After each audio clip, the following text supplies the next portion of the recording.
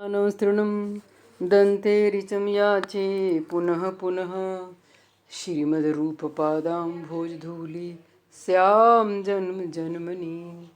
श्रीकृष्ण चैतन्य प्रभु नित्यानंद, श्री अद्वैत गदाधर श्रीवासादि गौरभक्तवृंद। हरे कृष्ण कृष्ण कृष्ण हरे हरे, हरे राम राम राम हरे हरे।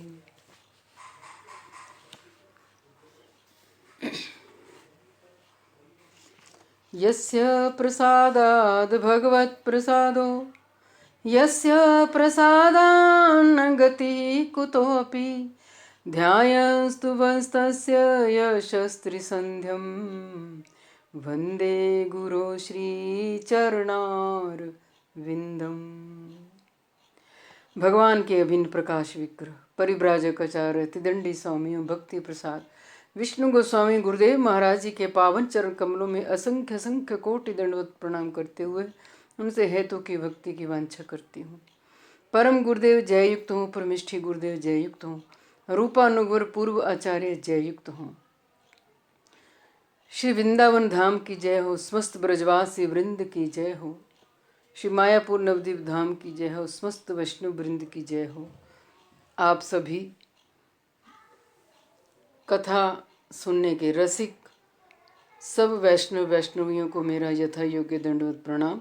सभी का मैं अभिवादन करती हूँ।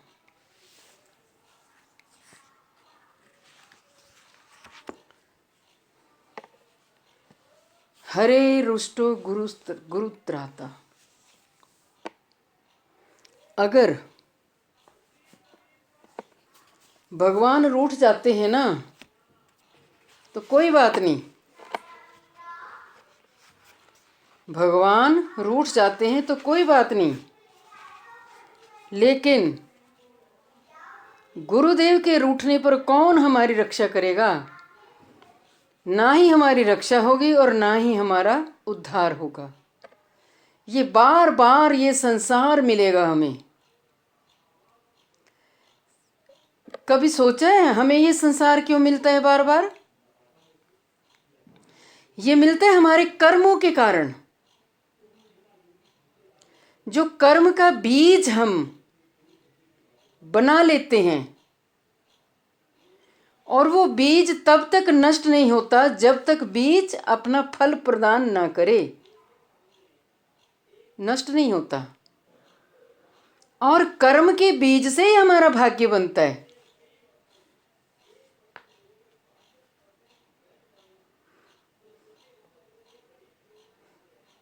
और हमें बड़े सावधान होकर के भजन करना चाहिए।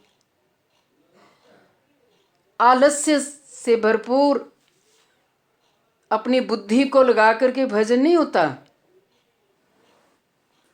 भजन होता किससे है? उसके लिए सद्गुण, सदाचार, वैष्णवता, उनसे भजन होता है। भगवान ने गीता में कह तो दिया, तेषां सतत युक्तानां भजतां प्रीति पूर्वकं ददामि बुद्धि योगम तम येन माम उपयन्ति ते। जो मेरी तरफ आने की चेष्टा करते हैं, प्रयास करते हैं, जो संसार को असार जान लेते हैं, मैं उनको क्या देता हूं? बुद्धि, ताकि वो मेरे बारे में जानकारी प्राप्त करके भजन नियम का पालन करके वो मेरे पास आ जाए। भगवान नहीं चाहते कि जीव बार बार इस संसार चक्कर में घूमे। कबीरा चक्की देख के, कबीर जी चक्की चलती देख करके बहुत रो रहे हैं। क्यों रो रहे हैं? दो पाटन के बीच में साबुत बचा न कोई। ये संसार भी ऐसा ही है। ये माया की चक्की के बीच में हम जीव पिसे जा रहे हैं, पिसे जा रहे हैं। खैर खबर नहीं है हमें अपनी। सामान 100 वर्ष का, पल भर की खबर नहीं। अरे भाई ये तो किराए की जिंदगी मिली है, और यहां ऐसी बाजू तान करके सो जाते हैं जैसे यहां से दोबारा जाना ही नहीं होता। तो गुरु कृपा से ही तत्व ज्ञान और बैकुंठ गोलोक धाम की प्राप्ति होती है। वहां तक ले जाने वाला और कोई संबंधी, रिश्तेदार, नातेदार नहीं है। कौन लेके जाएगा?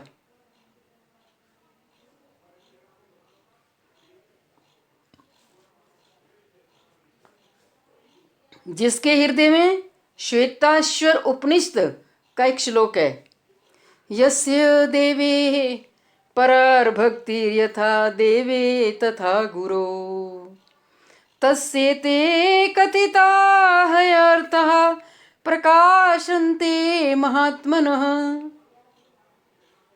जिसके हृदय में भगवान और गुरु के लिए एक जैसा सम्मान है, उसी के पास ही शास्त्रों का गूढ़ रहस्य प्रकाशित होता है। शास्त्र सबके आगे मुंह नहीं खोलते। मैं तो कईयों से सुन लेती हूं, हमने ये पढ़ा, वो पढ़ा, हमने जैव धर्म पढ़ा, हमें कुछ समझ नहीं आया। ऊपर ऊपर से निकल जाता है।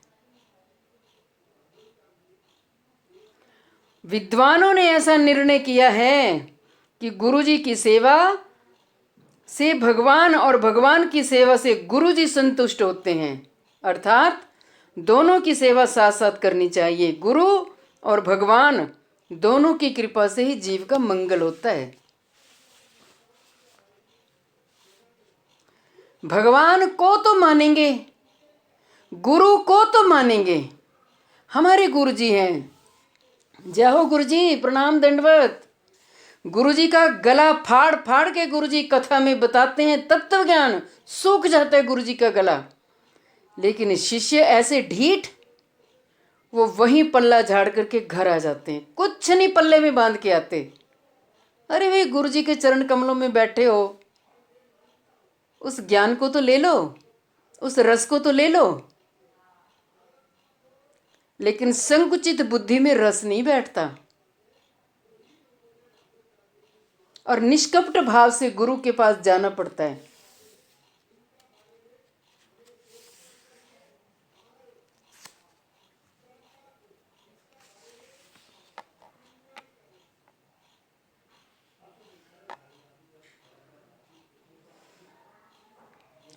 मुझे बड़ी हैरानी होती है,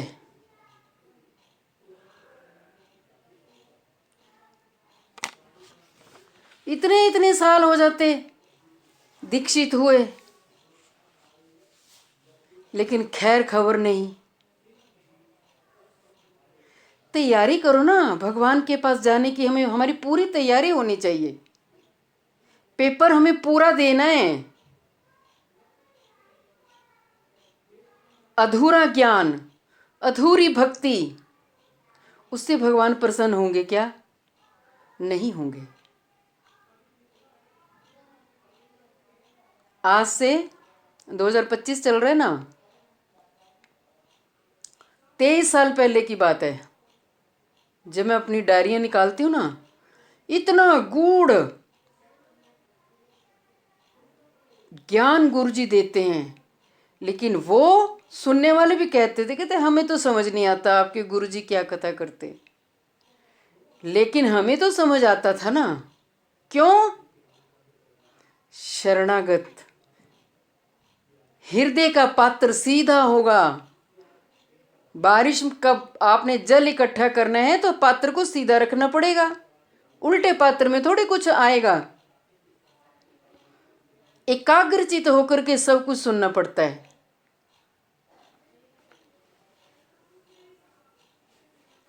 जो हमको श्री कृष्ण संबंधित सेवा की शिक्षा देता है और श्री कृष्ण के चरणों में दृढ़ प्रेम करवा देता है, वही हमारा सच्चा गुरु, पिता, बंधु और माता है। वही है। वही व्यक्ति हमारे जीवन का प्रमाण है। ऐसे हैं हमारे गुरुदेव।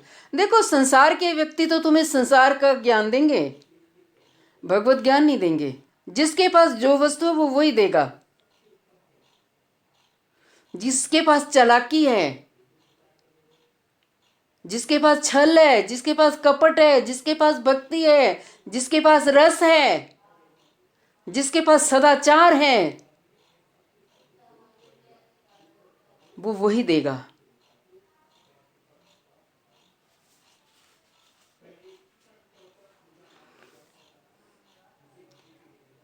कलिकाल में सच्चे सदगुरु का मिलना दुर्लभ ही नहीं, बहुत सुदुर्लभ है। सुविशेषण लग गया। श्री गुरु तत्व श्री कृष्ण का ही परम प्रिय भक्त तत्व है। जिस गुरु का चेला होगा ना, अगर तो वो भजनानंदी होगा, अगर वो भजनानंदी होगा तो गुरु को एक सेकंड भी नहीं लगेगा, अरे ये तो कितने तीक्ष्ण मेधा वाले गुरु का शिष्य है। एक सेकंड में वो जज कर जाएगा।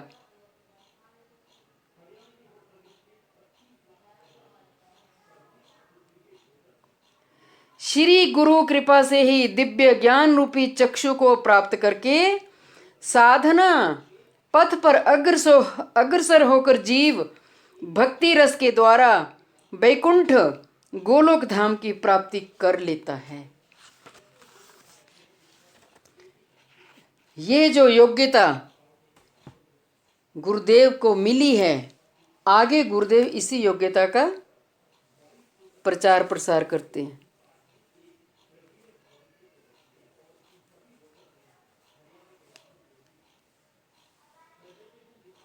आइए,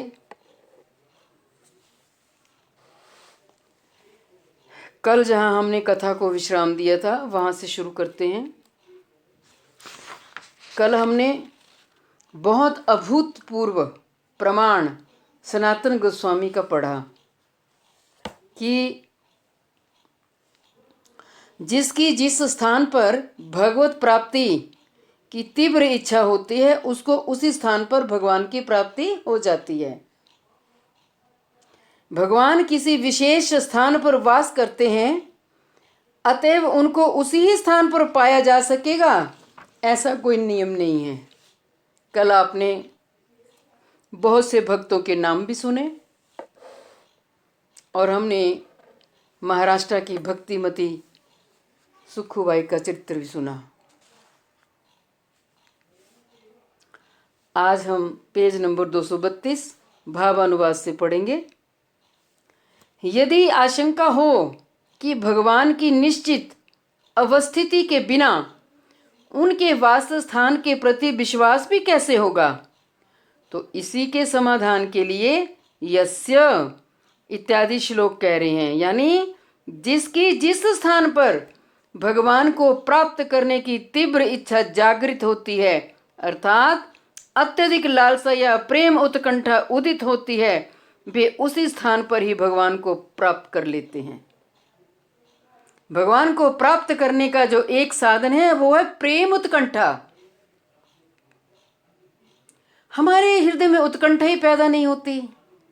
हम अपना अर्चन कर लेते हैं। हम ऐसे समझते हैं जैसे एक स्त्री के लिए जैसे कोई रोटी बनाना, घर का कार्य करना ये आवश्यक है, ऐसे अर्चन करना भी आवश्यक है। वो तो ठीक है, लेकिन नहीं, नित्य दिन प्रतिदिन हमारा प्रेम बढ़ना चाहिए। भाव की लहरियां हमारे हृदय में उठनी चाहिए। अगर ऐसा नहीं हो रहा है तो फिर क्या फायदा। कम से कम 1-2 बार तो अपने मन को श्री वृंदावन धाम में घुमा के लाया करो। एक बार तो जरूरी है ना। इसको बोलते हैं मानसिक चिंतन।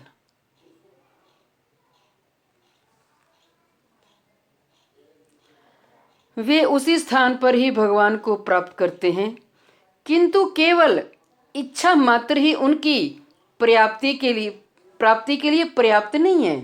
हाँ, मैंने इच्छा कर ली, ठाकुर जी मेरी इच्छा ही नहीं पूरी कर रहे। एक बार ना एक शिष्य ने गुरु जी से पूछा, गुरुदेव, भगवान को प्राप्त करना हो तो कैसे किया जा सकता है? गुरुदेव ने बोला, ऐसे करना, सुबह जब तू नदी पर जाएगा ना जल लेने, तो मुझे भी साथ ले चलना। ठीक है गुरुदेव।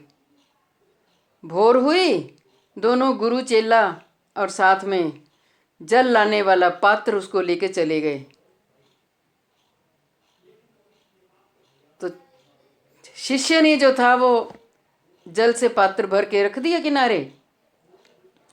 गुरुदेव मुस्कुरा रहे हैं। गुरुदेव ने शिष्य का हाथ पकड़ा, थोड़ा नदी के बीच में से ले गए। बेटा, कल तो मुझे पूछ रहा था ना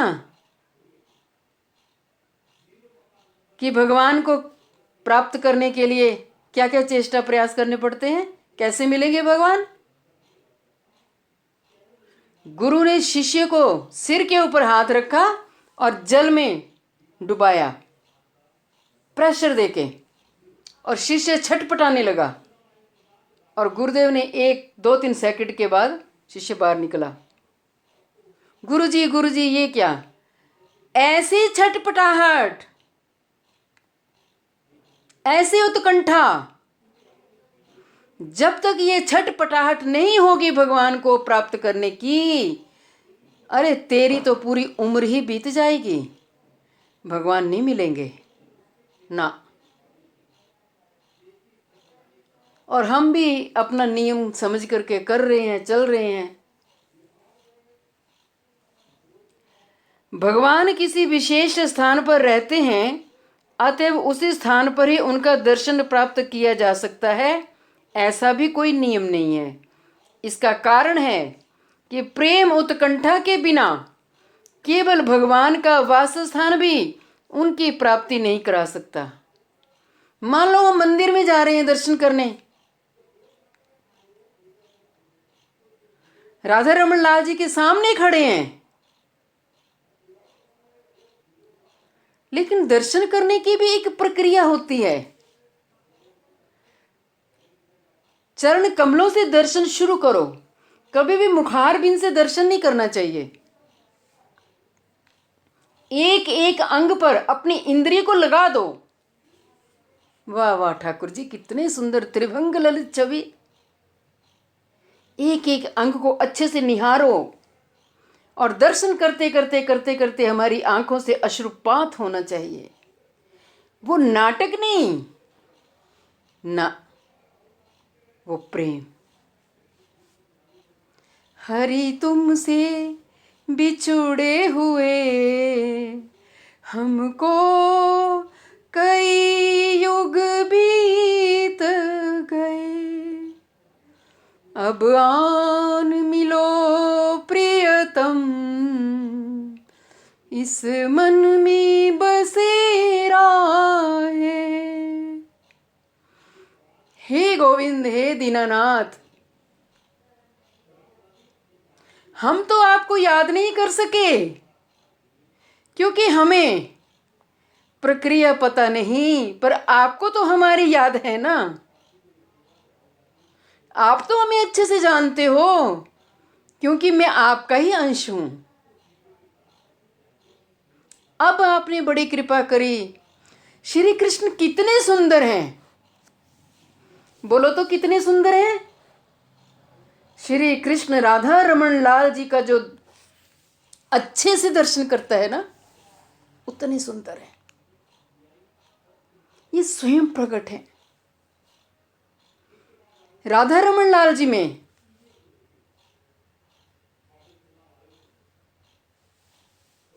मुखार बिंद गोविंद देव जैसा,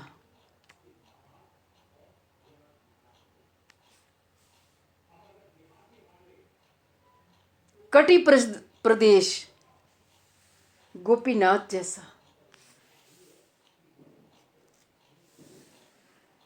त्रिभंग ललित छवि, चरण कमल मदन मोहन जी जैसे, तीनों एक ही विग्रह में है। प्यार करो।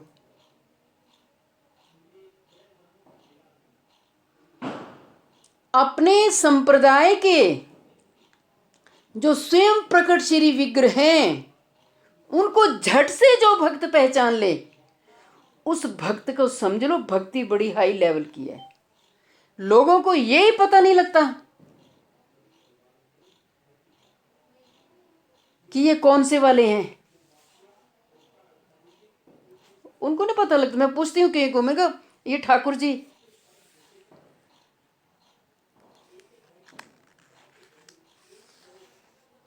और कौन से गोस्वामी के प्रेम से प्रकट हुए हैं ये भी नहीं मालूम। फिर क्या भक्ति करोगे, क्या भजन करोगे? इस कलयुग में सब कुछ हमारे लिए भगवान ने रख दिया भैया। और गौड़ीय वैष्णव संप्रदाय, ब्रह्म मध्य गौड़ीय वैष्णव संप्रदाय में हर एक चीज इस प्लेटफॉर्म पे है। हम अब भी वहां शरणागत ना हो, समझे ना, तो किसका दोष है?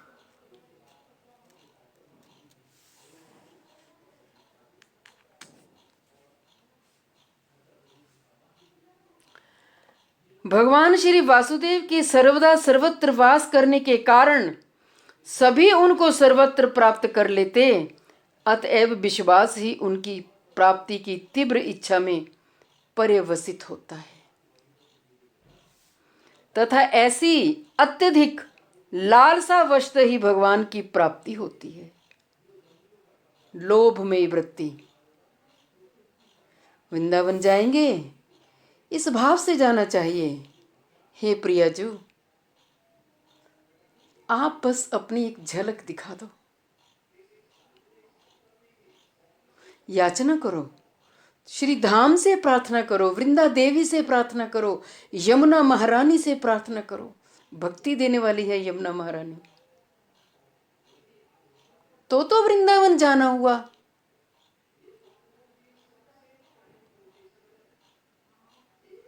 अगर वृंदावन में जाकर के सैर सपाटा ही किया, वो भाव ही ना जगे। भाव जगने के लिए भी बड़ी तपस्या करनी पड़ती है, ऐसे नहीं भाव आते। अपराध रहित हमारा मन होना चाहिए।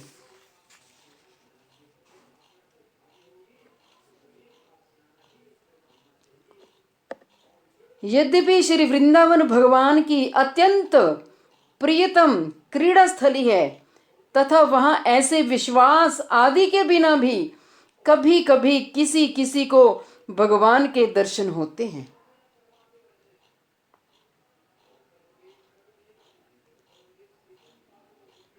आप ऐसा मत सोचो कि भगवान वृंदावनम पादमेकम न गच्छति। अब भी भगवान वही हैं, वृंदावन का त्याग करके कहीं नहीं जाते।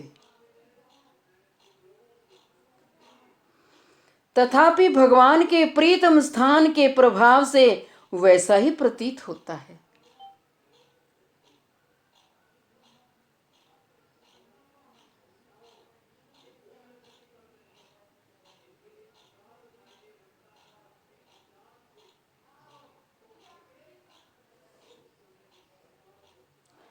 अर्थात श्री धाम के महाप्रभाव से वहां भगवान के दर्शन होते हैं।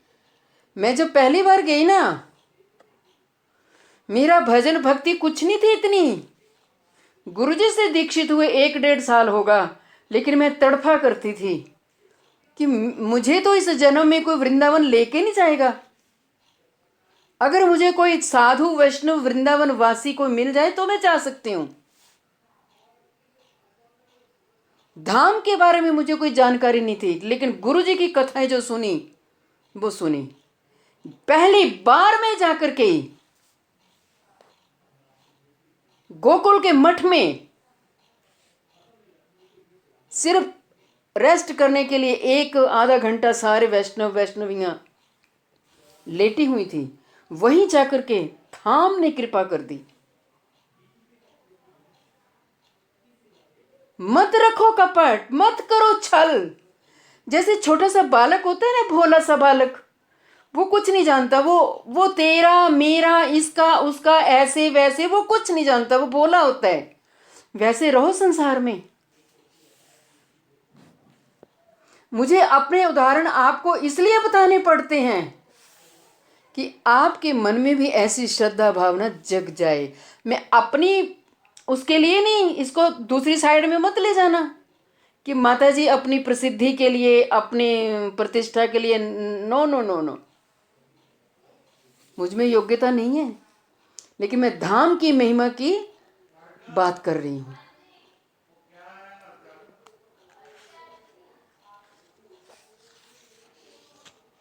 पहली बार में ही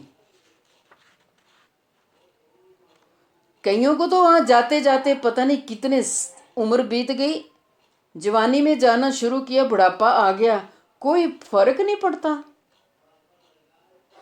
उसका कारण है हम एक दूसरे के दोषों को अब देखते हैं, चर्चा करते हैं, अपराध करते हैं और अपना कर्म बीज बनाते हैं।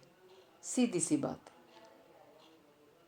इतना दीनहीन खुद को बना लो कि अरे संसार में सबसे निकृष्ट व्यक्ति जो है ना, वो मैं ही हूं। भगवान के भक्तों की लाइन में सबसे आखिरी का जो जीव है वो मैं ही हूं। तो कृपा होगी। अपनी शेखी नहीं बघारना।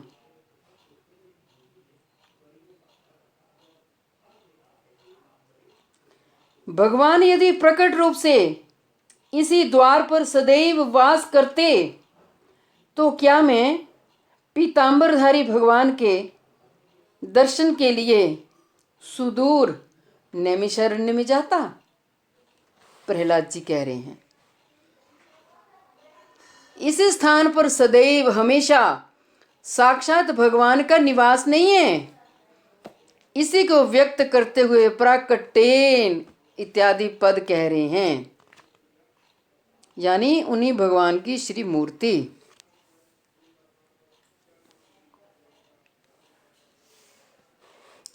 आपके अनुग्रह से भगवान की स्नेहपूर्ण कृपा मुझ पर हो, किंतु श्री हनुमान जैसे नए भक्तों के प्रति भगवान की कृपा का विचार करके देखने पर मेरे प्रति भगवान की कृपा अत्यधिक कम प्रतीत होती है। यह नए भक्त शब्द आ गया ना। नए भक्त का मतलब प्रहलाद जी जो हैं वो चाक्षुष मनवंतर में आए थे, जो सत्यु का चौथा मनवंतर था, और हनुमान जी ने सेवा की त्रेता युग में। अपने श्री गुरुदेव के वचनों पर आपत्ति करना उचित नहीं है। इस प्रकार विवेचना करके श्री प्रहलाद विनय पूर्वक श्री नारद के द्वारा कहे गए वचनों को अंगीकार करके भी दूसरे रूप में भवता इत्यादि कहकर उनका निराकरण यानी खंडन कर रहे हैं।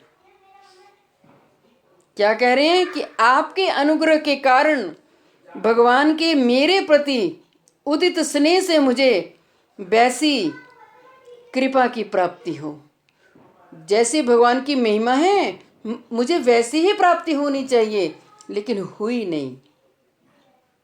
प्रहलाद जी को बड़ा खेद हो रहा है कि मुझसे श्रेष्ठ तो भक्त हनुमान जी हैं, जिन्होंने अपने इष्ट की भरपूर सेवा करी है, कोई कमी नहीं छोड़ी, और प्रहलाद जी को सेवा करने का मौका ही नहीं मिला। प्रहलाद जी को तो भगवान ने आलिंगन किया, वर ले लो ये कहा। जब प्रहलाद जी ने कुछ भी नहीं मांगा तो भगवान ने कहा कि तुम्हें ये राज्य संभालो, अपने पिता का राजपाट देखो और सबको हरि भक्ति से युक्त कर दो।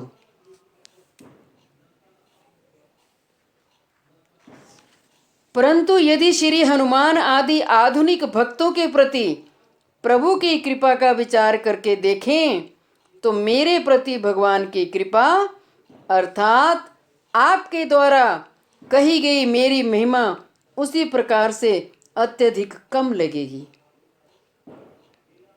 जिस प्रकार महासागर की तुलना में सरोवर अत्यधिक क्षुद्र, क्षुद्र में छोटा दिखाई देता है, यहाँ प्रहलाद जी महसूस कर रहे हैं कि मुझ पर भगवान की इतनी कृपा हुई ही नहीं, सेवा का भाजन मुझे बनाया ही नहीं, सेवा भगवान ने करवाई ही नहीं, भगवान चले गए। हे निरुपाधिक कृपा से द्रवीभूत चित्त वाले श्री नारद, निरुपाधिक किसी भी उपाधि को देवर्षि नारद चाहते नहीं। मेरे दुर्भाग्य की बात अधिक वर्णन करने से क्या लाभ होगा, उसके द्वारा आपको दुख ही होगा। अतएव किम पुरुष वर्ष पर जाकर श्री हनुमान के प्रति भगवान की करुणा का दर्शन कीजिए। प्रहलाद जी देवर्षि नारद को कह रहे हैं कि आपने तो मुझे कहा कि तुम श्री कृष्ण के कृपा पात्र हो, परंतु मैं हूं नहीं। सारी अपने हृदय की बात अपने गुरुदेव के आगे खोल के प्रहलाद जी ने रख दी।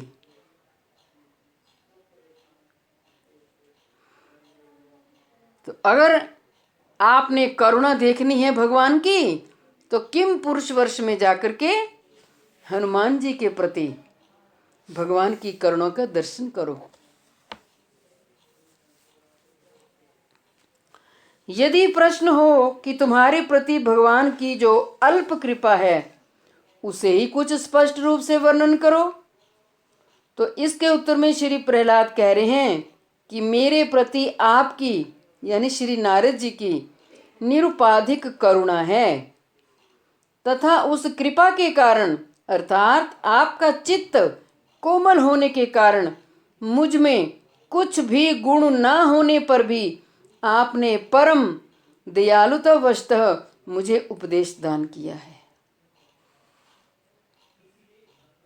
आप इतने दयालु हो, इतने वदान्य हो कि आपने मुझे ऐसे ऐसे उपदेश दिए, उन उपदेशों को, गुरु के आदेशों को फॉलो जो मैंने किया, तो प्रहलाद जी को साक्षात भगवान के दर्शन हुए।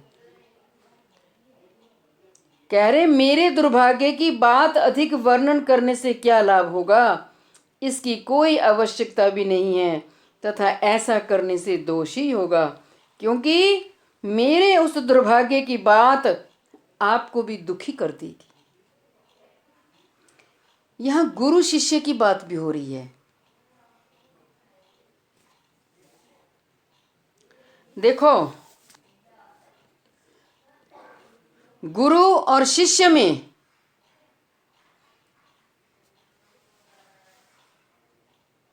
एक मर्यादा होनी चाहिए, एक सदाचार होना चाहिए। अगर गुरुदेव सरल चित्त के हैं तो क्या गुरुदेव की गोदी में बैठ जाओगे?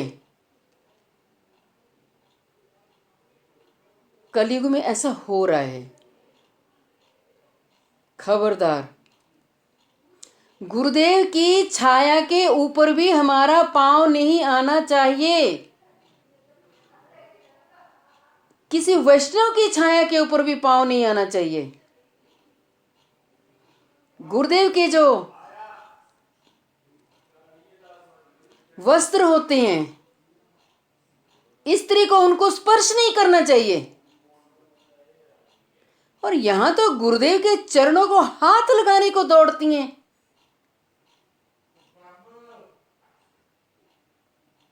ये अपराध है। कई बार हम भी दंडवत करते हैं ना, तो गुरुदेव कैसे पीछे हट जाते हैं। क्यों? क्योंकि इनका अंग का स्पर्श मेरे अंग से हो ना जाए। लेकिन कई ऐसी ढीठ होती हैं स्त्रियां, मैंने देखा है, वो गुरुदेव के चरणों को हाथ लगा के पीछे हटेंगे। अरे गुरुदेव के चरण को छू करके क्या ज्यादा भक्ति मिलेगी? जब गुरुदेव ने अपने नेत्रों से तुम्हें निहार लिया, जो नेत्रों से वर्षा प्रेम की कर दी, आशीर्वाद की कर दी, वो ज्यादा है कि चरण छू करके जो होगा वो चरण छू करके गुरु जी को अच्छा नहीं लगेगा? यहां मर्यादा होनी चाहिए, सदाचार होना चाहिए। तो यही बात प्रहलाद जी और देवर्षि नारद के बीच में, गुरु शिष्य है ना, अर्थात शिष्य वात्सल्य वशतः आप उस परम दुख को सहन नहीं कर पाएंगे। शिष्य को चाहिए कि संसारिक बातें गुरुदेव से नहीं करनी चाहिए, आध्यात्मिक ज्ञान की बात पूछो। गुरुदेव मैं ये ग्रंथ पढ़ रही हूँ, ये चीज मुझे समझ नहीं आ रही, ये शब्द मुझे समझ नहीं आ रहा, गुरुदेव ये बताइए। ये तो है एक तरीका।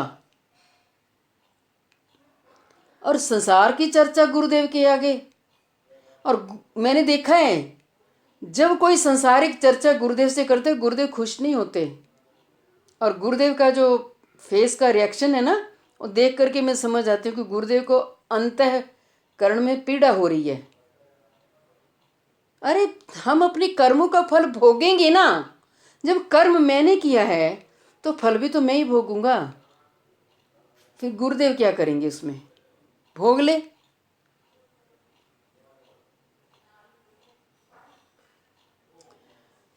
सुनो, भगवान कृष्ण के सखा थे माधवदास। जगन्नाथपुरी में माधवदास के साथ खेलने आया करते थे, कंचे वंचे भी खेलते थे, कटहल चोरी भी करते थे, बड़ी लीलाएं की है माधवदास के साथ। समय आने पर माधवदास बीमार हो गया, इतना बीमार हुआ कि उसको पेचिश लग गए। जब तक तो शरीर में ताकत थी वो जाता रहा करता रहा, फिर सो जाए जाता रहा, लेकिन इतना वो शरीर से निर्बल हो गया कि वो जा ही ना पाए। भगवान आ गए, जगन्नाथ जी, माधव उठ ना लाला, मोते ना उठो जाए। अच्छा कुछ खाया? ना लाला कुछ नहीं खाया। अच्छा मैं तेरे लिए कुछ लाता हूँ। भगवान कुछ ला रहे हैं, खिला रहे हैं। थोड़ी निद्रा में माधवदास आ गए। माधवदास के पेचिश वाले वस्त्र धो रहे हैं भगवान, बिस्तर धो रहे हैं, कपड़े धो रहे हैं। जब माधवदास को थोड़ी होश आती है, प्रभु ये क्या कर रहे हो? क्यों, मैं तेरा सखा नहीं हूं क्या? हाँ वो तो है, पर आप भगवान हो। माधवदास को पता है कि ये भगवान है। दूसरे दिन फिर आ गए, तीसरे दिन फिर आ गए, यही सिलसिला रहा। एक दिन माधवदास ने कह दिया कि तुम भगवान हो ना, तो मेरी गंदगी क्यों साफ कर रहे हो? उनको फिर बाद में कैंसर हो गया था। क्या तुम अपनी कृपा से मेरा रोग दूर नहीं कर सकते? पता भगवान ने क्या कहा? भगवान ने कहा, माधव ये तेरा प्रारब्ध है, तू भोग ले, इसी जन्म में भोग ले।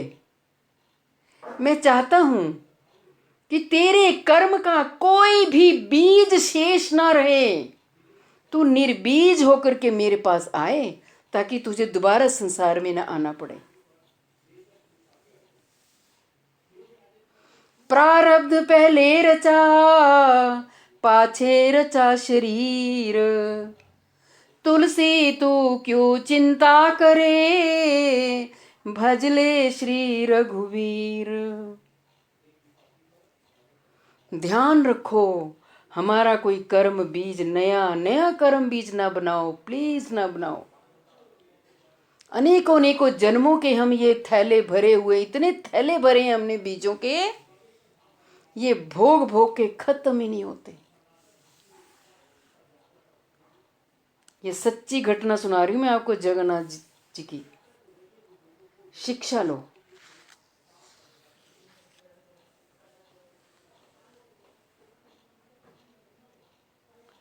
यदि प्रश्न हो कि भगवान की कृपा का पात्र कौन है तथा उसका क्या नाम है, इसे तुम स्पष्ट रूप से बतलाओ, जिससे मैं श्री भगवान की कृपा के पात्र का दर्शन कर सकूं। इसी प्रश्न की आशंका से कह रहे हैं कि किम पुरुष वर्ष में श्री हनुमान जी हैं। उनके प्रति किम पुरुष वर्ष क्या है? ये किम पुरुष वर्ष, जिस तरह भारतवर्ष में एक हिमाचल प्रदेश राज्य है जी, ऐसे है पृथ्वीलोक में।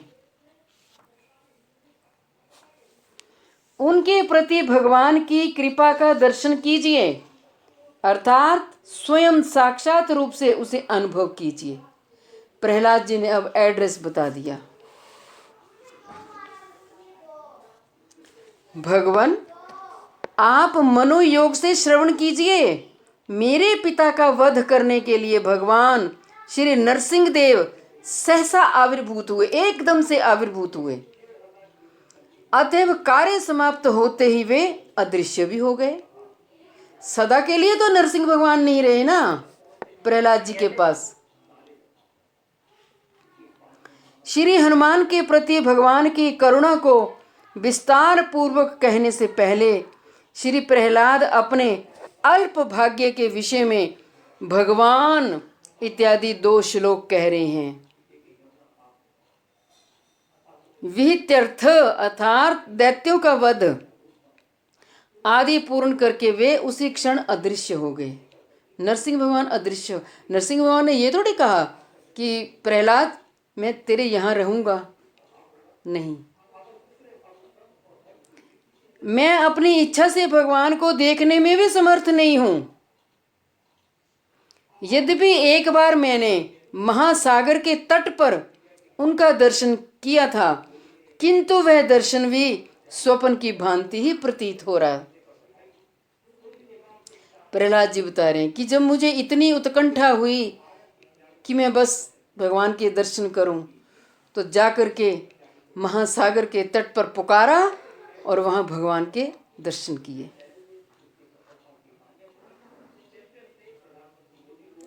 भगवान श्री नरसिंह देव के प्रकट होने का स्थान प्रभु शीघ्र ही मेरे पिता का वध कर वहां से अदृश्य हो गए थे। अतः वहां पर प्रभु के अल्पकाल के वास के कारण मैं भय और गौरव आदि वशतः उनका भली भांति दर्शन करने में भी समर्थ नहीं हो पाया। महासागर के तट पर भी प्रथम दर्शन के समय उत्पन्न संभ्रम आदि वशतः मैंने भगवान का स्वप्न की भांति ही दर्शन किया था। प्रहलाद जी को ऐसा लगा कि बस एकदम से भगवान प्रकट हुए, अपना दर्शन दिखाया, लोप हो गए। इस विषय में अधिक विवरण के लिए श्री हरि भक्ति सुधोदय ग्रंथ में हमें देखना चाहिए। तो प्रहलाद जी कह रहे हैं इस विषय में श्री हनुमान जी ही महाभाग्यशाली हैं। उन्होंने हजारों वर्षों तक निर्विघ्न रूप से भगवान की सेवा सुख का अनुभव किया है। भगवान राम जी ने 14,000 वर्ष इस पृथ्वी पर बिताए।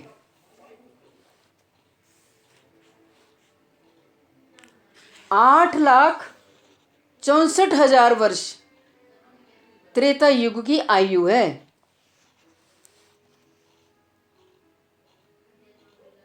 8 नहीं,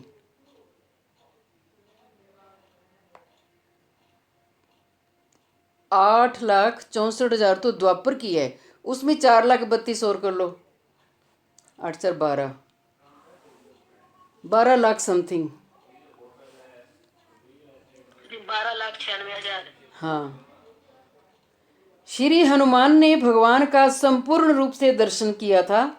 इस विषय में मैं और अधिक क्या कहूँ। उन्होंने हजारों वर्षों तक निर्विघ्न, निर्विघ्न मैंने कोई विघ्न बाधा नहीं आई हनुमान जी की सेवा में। भगवान की सेवा से प्राप्त होने वाले आनंद का अनुभव किया है। इसी को हनुमांस्त इत्यादि पदों में कह रहे हैं। सुबहुनी कहने से रामायण के मत अनुसार 11,000 वर्ष से थोड़ा अधिक समय, किंतु श्रीमद् भागवत के मत अनुसार श्री हनुमान ने 13,000 वर्ष तक उस सेवा सुख का अनुभव किया।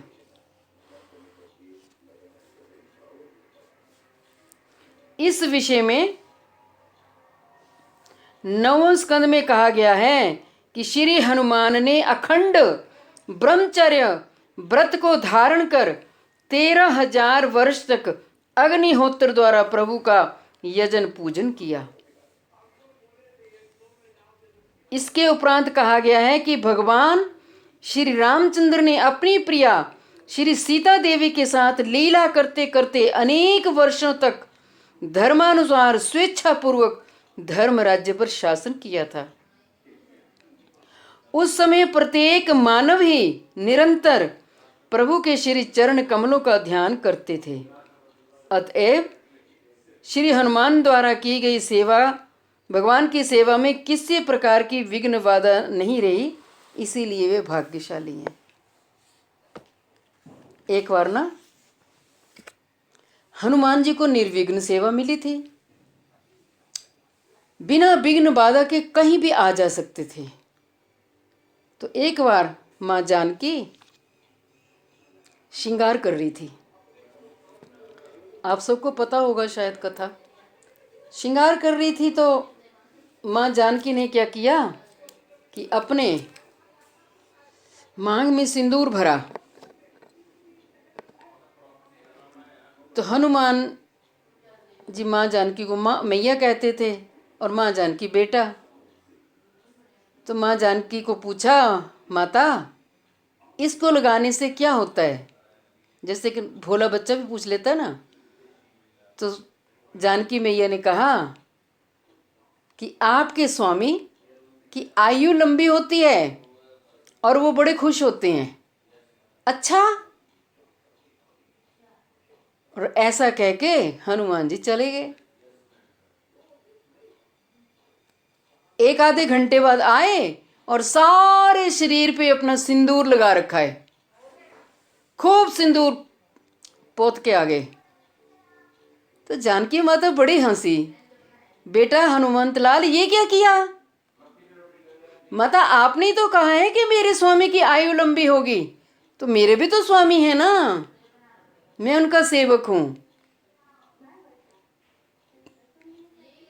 और मेरे को इस रूप में देखेंगे तो मेरे प्रभु को बहुत खुशी होगी, आनंद लाभ होगा। हनुमान जी इसलिए सिंदूर अपने सारे श्री अंग में लगा रखते हैं।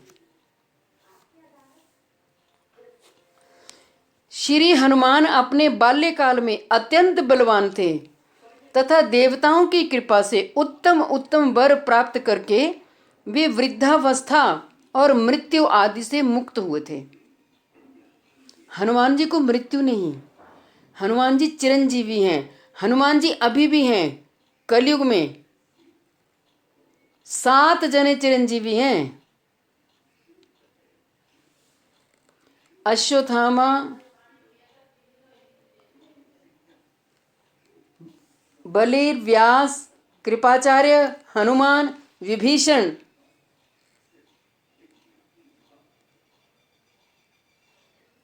अश्वत्थामा को तो मध्य प्रदेश के जंगलों में देखा जाता है, वो शिव जी के मंदिर में पूजा करता है। कृपाचार्य,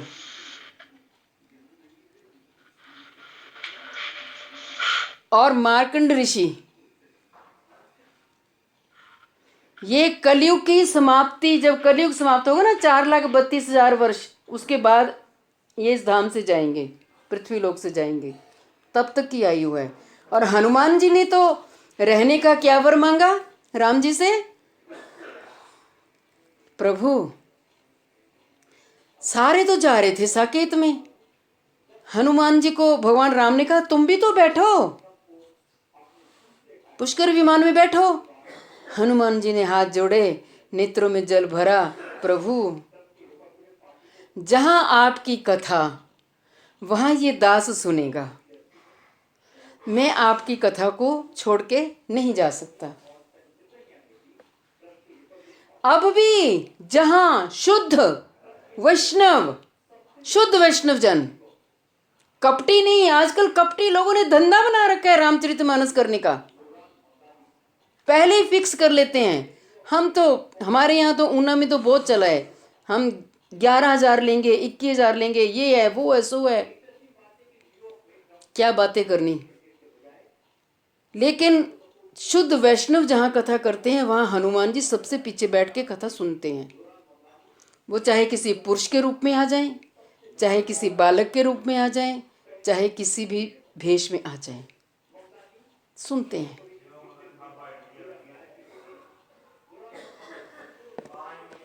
इसीलिए हनुमान जी ने इस धराधाम का त्याग नहीं किया।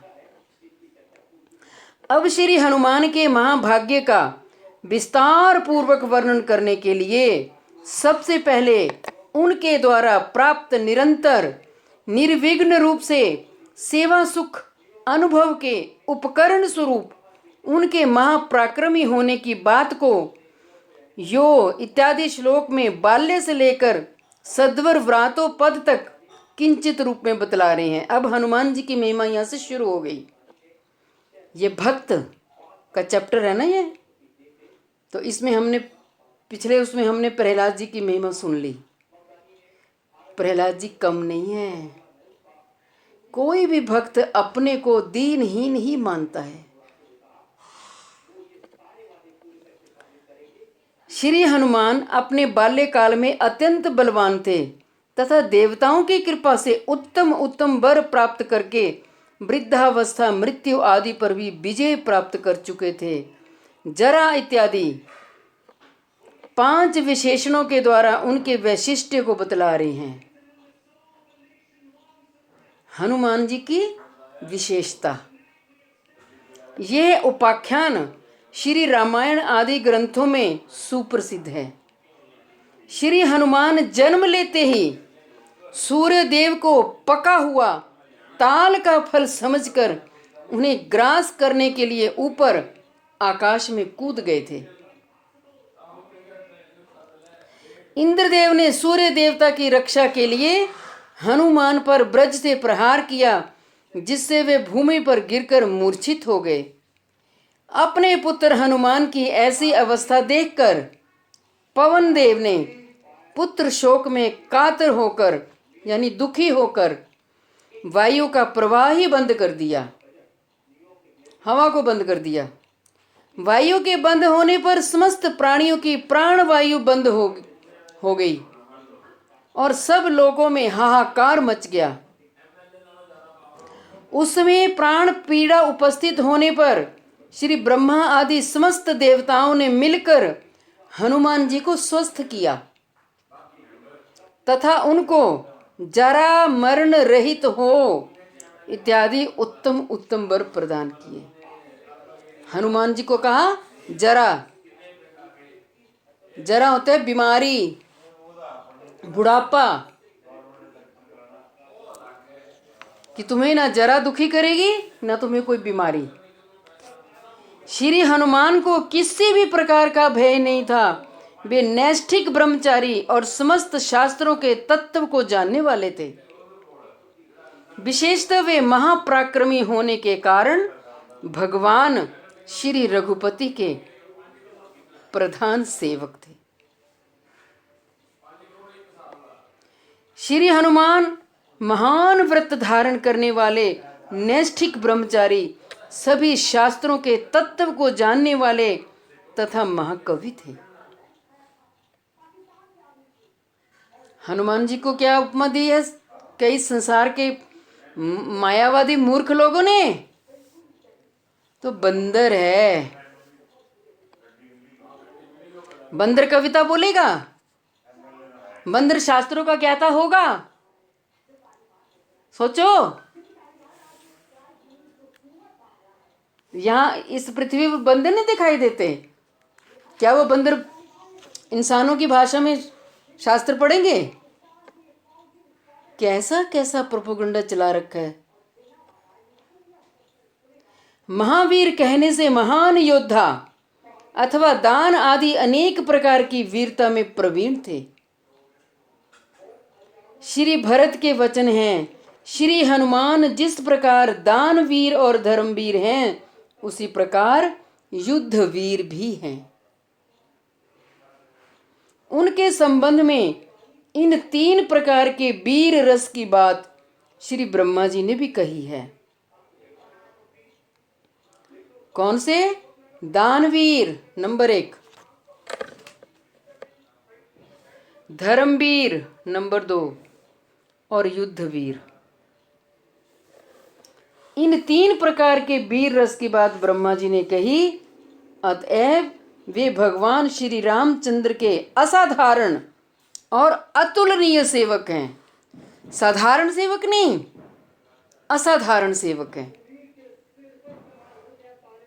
और अतुलनीय सेवक। बस जिस समय भगवान ने पुकारा, याद किया और हनुमान जी हाजिर। ऐसे नहीं कि भगवान की सेवा के लिए सोचते हैं, करते हैं, है ना, देखेंगे, किसी और को तो नहीं बुला लेते, फिर बाद में देखते हैं।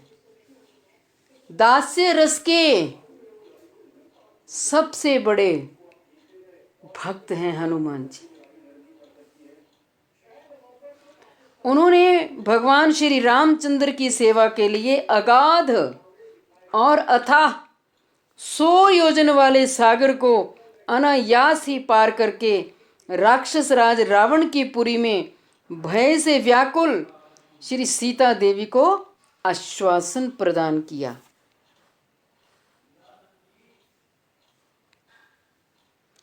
अब हे लेती श्लोक के द्वारा श्री हनुमान की सेवा को दिखा रहे हैं। हेला, हेला मैंने होता है अनायास ही सागर को पार करके उन्होंने श्री सीता देवी को आश्वासन प्रदान आदि कार्य किए हैं। आज की कथा को हम यहीं विश्राम देते हैं। वांछा कल्पतरुभ्यश्च कृपा सिंधुभ्य एव च पतितानां पावनेभ्यो वैष्णवेभ्यो नमो नमः। निताई गौर प्रेमानंदे। हरि हरि बोल।